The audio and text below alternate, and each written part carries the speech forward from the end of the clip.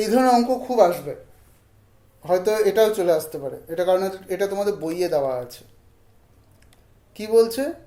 5√8, 5√8 মানে এমন একটা সংখ্যা খুঁজে বার করতে হবে যে সংখ্যাটা মানে 5 বার একই সংখ্যাকে গুণ করলে, মানে ধরো যদি আমি 2 পাই তাহলে দুইকে 5 বার 2 দিয়ে গুণ করতে হবে,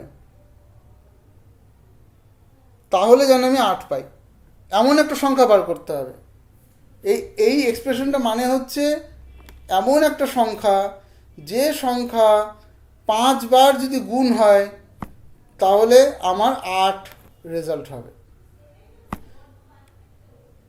ঠিক আছে? তার মানে এটাকে আমরা কিভাবে লিখতে পারি না 8⁻1/5, তার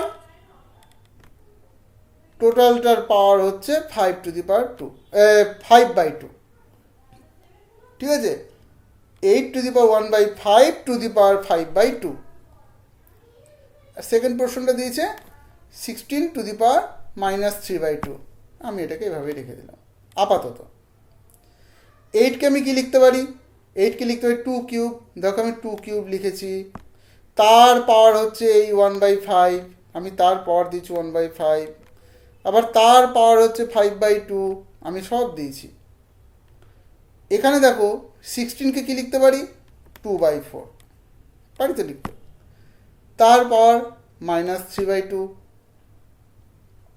আচ্ছা, এখানে 3 ইন্টু 1/5 ইন্টু 5/2, তাই তো, কারণ তিনটেই একটার পর আরেকটা, তাহলে তিনটেই গুণ হবে।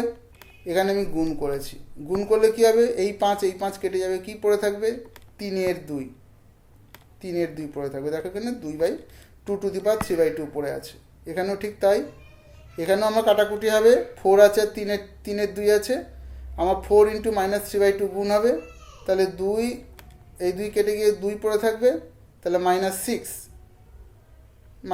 তাই তো। তাহলে আমি এখানে, তাহলে এখানে দেখো আমার তাই পড়ে আছে কি না, দুটোর বেস আমার সমান আছে, দুটোই 2 দেখো, তাহলে আমি কি করতে পারি, বেসটাকে রেখে দিলাম আর এই ইন্ডেক্সগুলোকে আমি যোগ করে দেবো, তাহলে 3/2 প্লাস -6, তার মানে 3/2 -6, এই উত্তর আসবে। ঠিক আছে, 2/2 9/2, এটাই রেজাল্ট আসবে।